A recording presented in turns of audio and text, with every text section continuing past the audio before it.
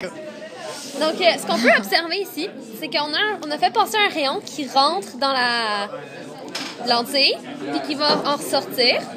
Puis on observe aussi que, on l'observe pas en ce moment parce qu'il fait pas assez noir, mais s'il ferait plus noir, on verrait qu'il y a à peu près 5% de la lumière qui va être reflétée.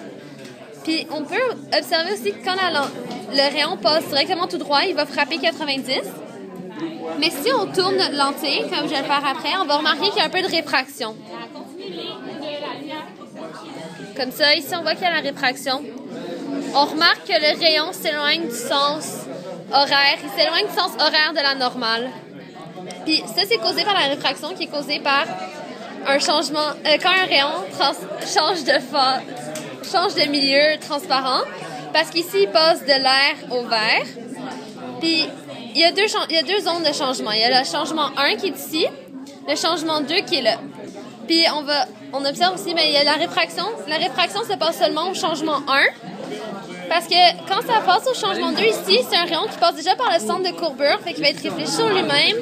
Donc, il n'y a pas de réfraction qui se donne.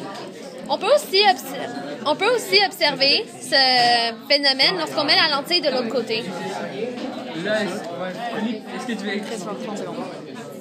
Okay. Là, si on la met de l'autre côté, on remarque que ça passe encore par 90 ici. On a encore les mêmes zones de changement, sauf que là, ici, on va appeler ça, c'est la zone de changement 3, puis la zone de changement 4. Puis la réfraction ici, ça va se passer quand on tourne la lentille. Ouais. Puis là, ici, le rayon s'en va du sens anti-horaire de la normale.